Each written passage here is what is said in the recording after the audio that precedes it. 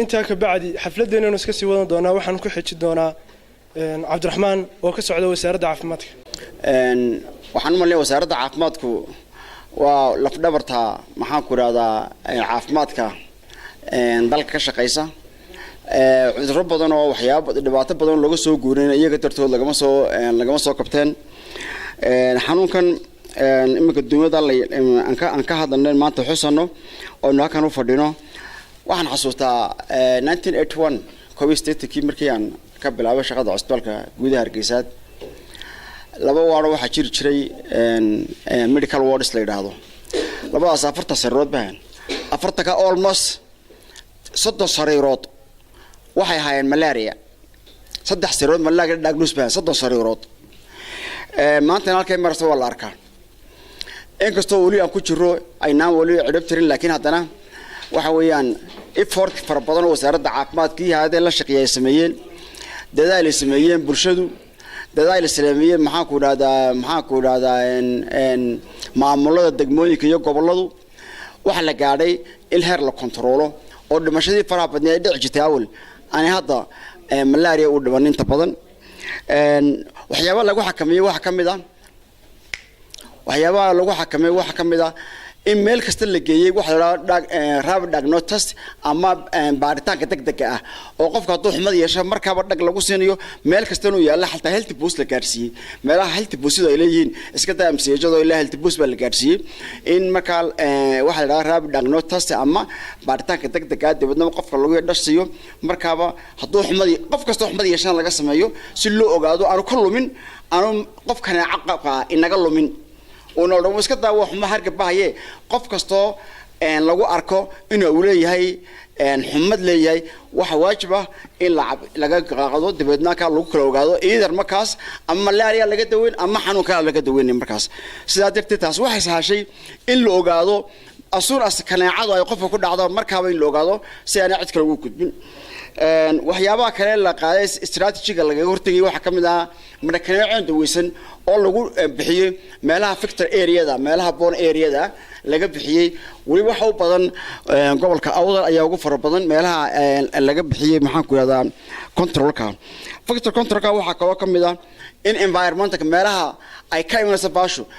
sewage-ka biyo ay marayaan khashinka meelaha lagu gubayo meelaha waxaas ay ka dhashay waxaas oo dhan ayadna la controlay aadna loo sii control baahanay meelaha magaalooyinka ban control laakiin intii kala wana sugayaan haday tuulo tahay haday baadiye tahay idna in laga controlo waa loo baahan yahay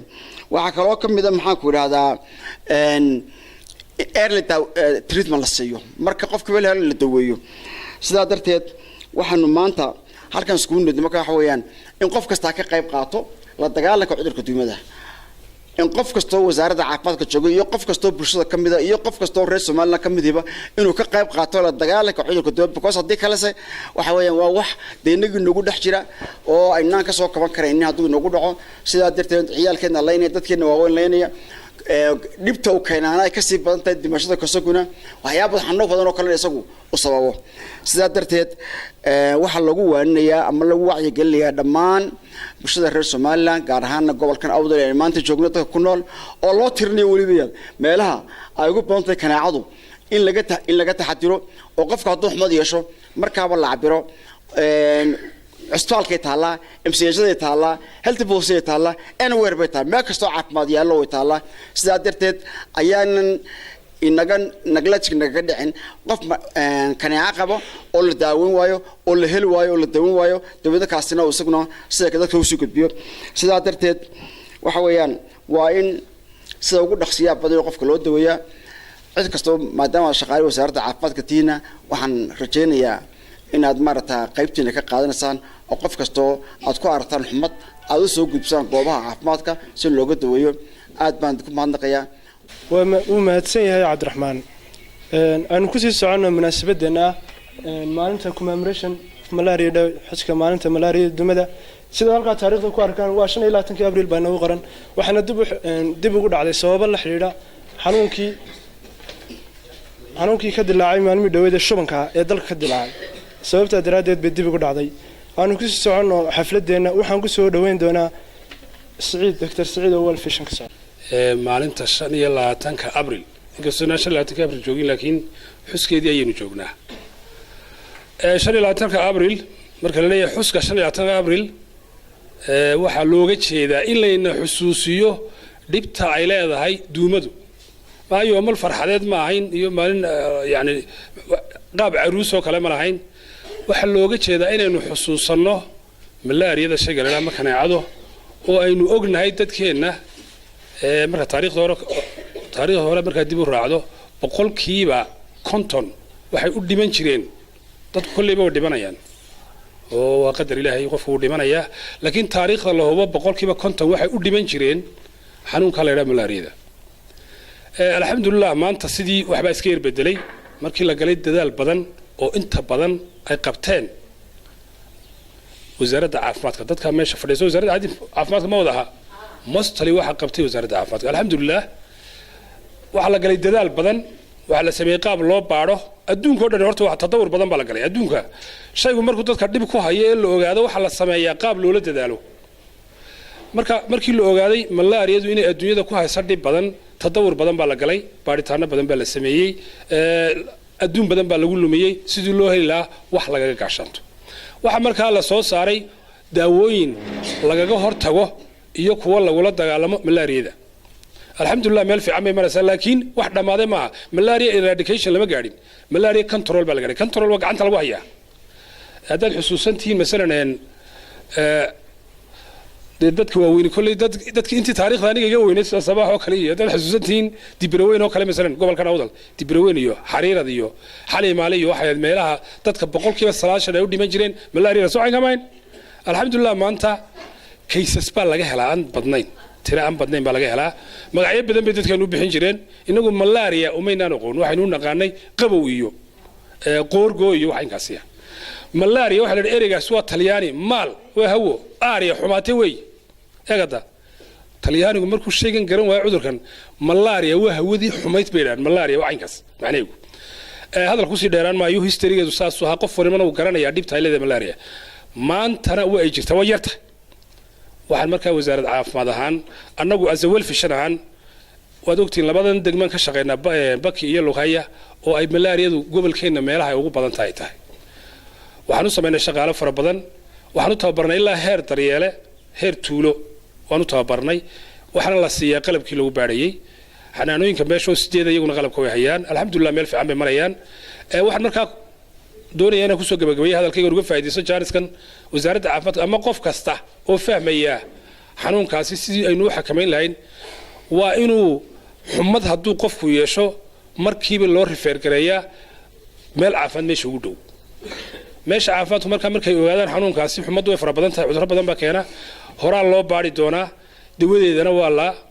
helayaa markaaba waa xanuun dawo leh nasiib wanaag waa xanuun dawo leh laakiin wuxuu u baahan yahay in la garto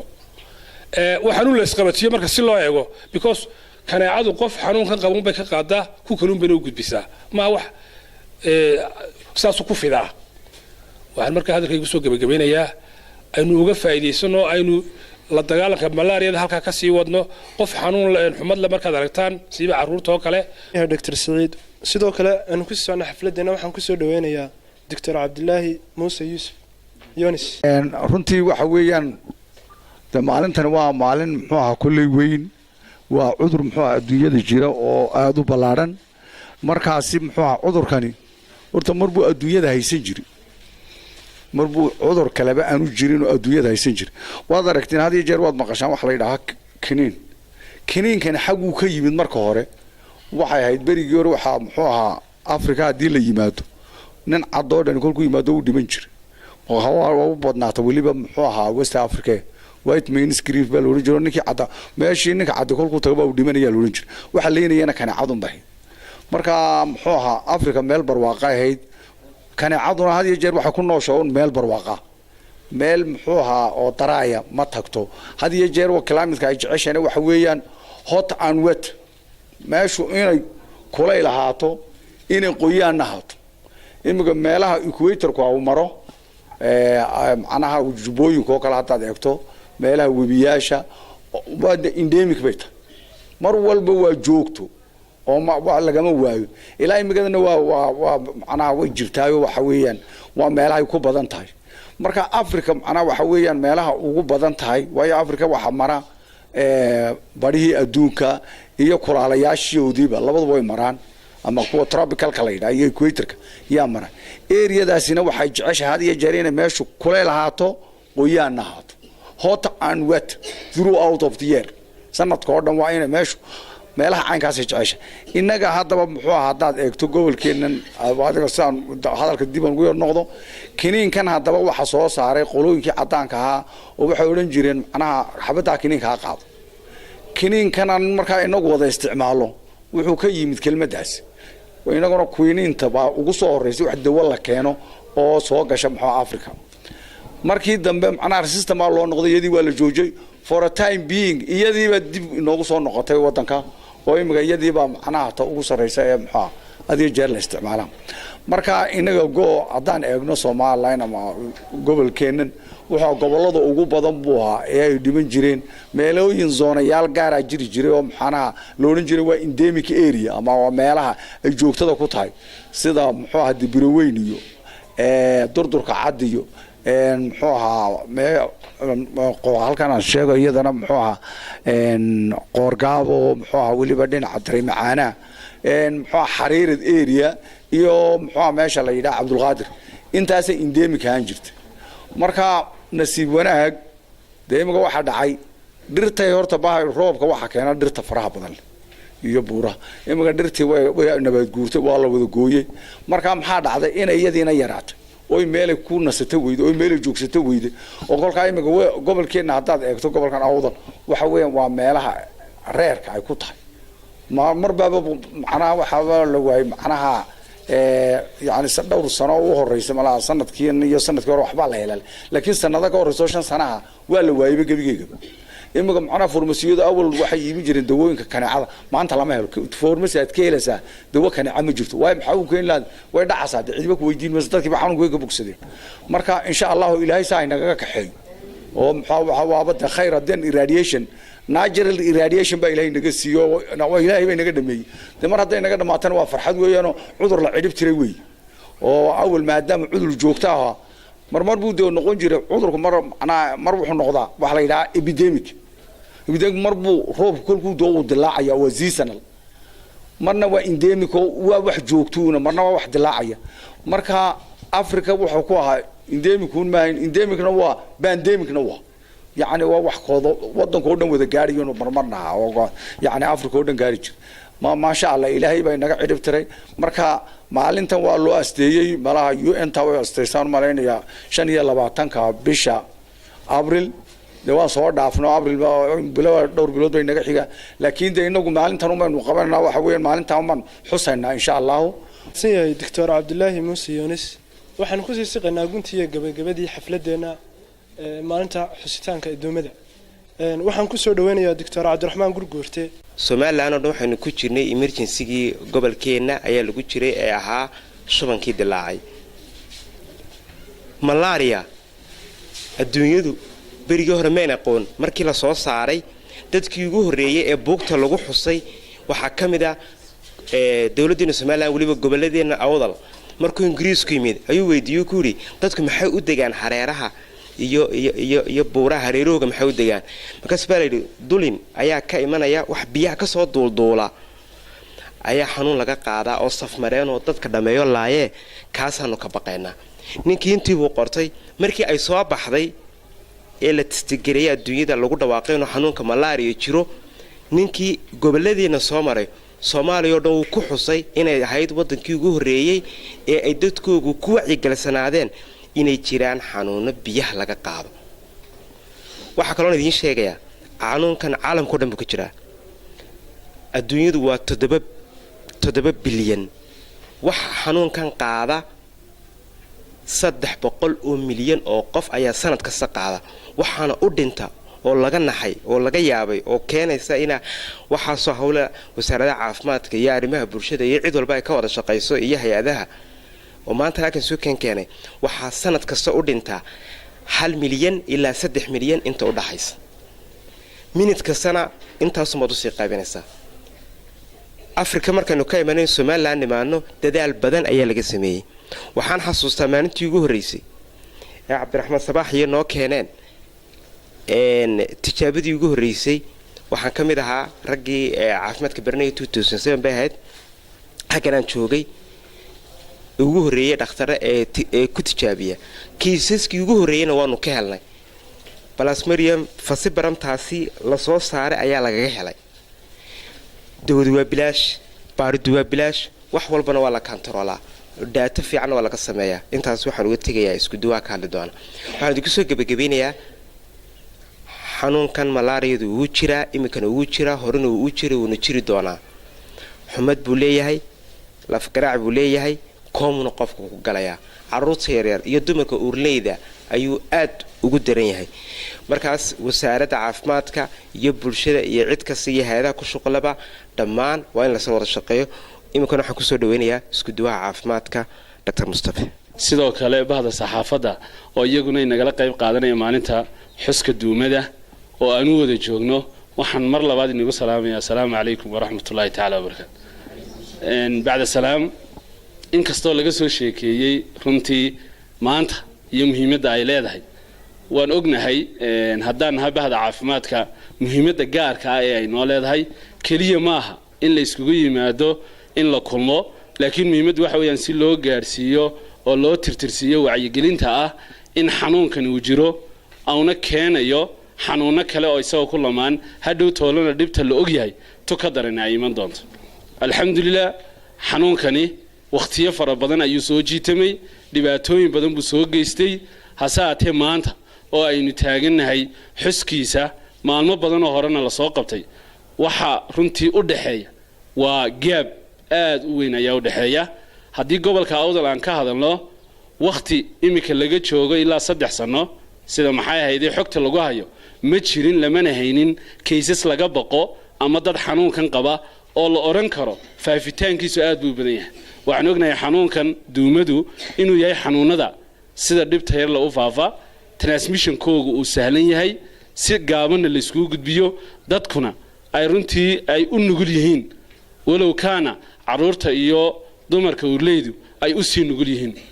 xanuunkan duumada dawadiisa sida dhaqaatiirtii ugu horreysay ay ka soo sheekeeyeen waa dawo meel kasta laga helayo ogaashihiisuna xanuunada kale uu ka fudud yahay taasi waa ta keentay in daaweyntiisa meel kasta goob kasta oo caafimaad lagu sheego in la geeyo walow kaana la helayo dad si xirfad leh loogu tababaray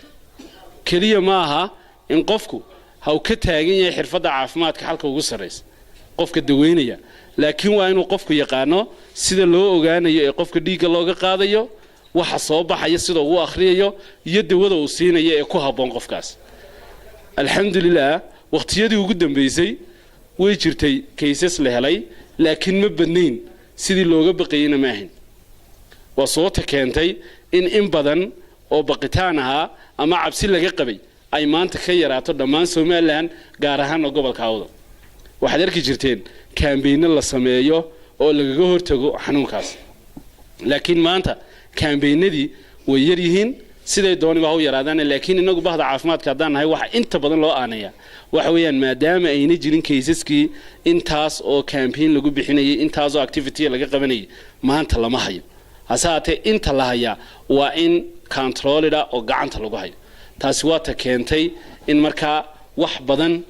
oo laga taxadiro in badanna la controlo oo la ilaaliyo haddii kaliya la sugo qofka markii xanuun ku dhaco waan ognahay xaaladda qofkaasi lagu la tacaalay effortiga lagu bixinayo iyo waxa uu baahan yahay hawsha loo qaban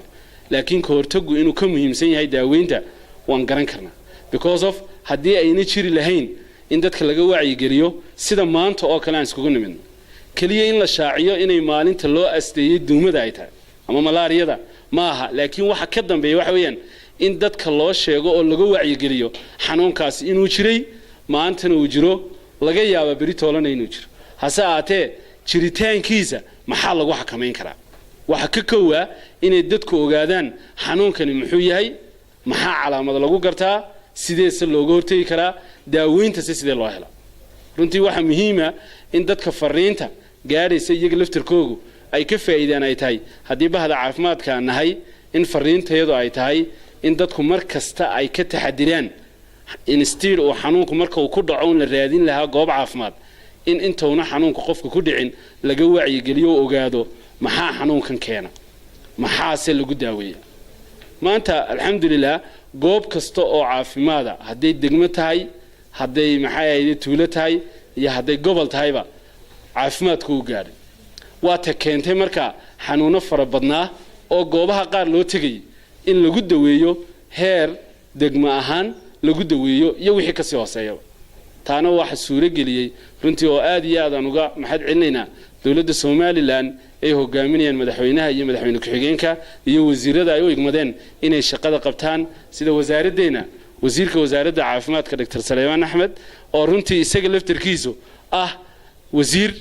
og xilka uu u hayo dalka iyo qaranka iyo xilka loo igmaday mar kastana meesha ay ku jirto baahiyaadka loo baahan yahay caafimaad daro in laga maxay kabo ama laga daboolo bulshada reer Soomaaliland aad iyo aad baan runtii ugu mahad celinaynaa dhammaan xukuumadda hadday tahay heer qaran iyo hadday heer gobol tahayba waad mahadsantihiin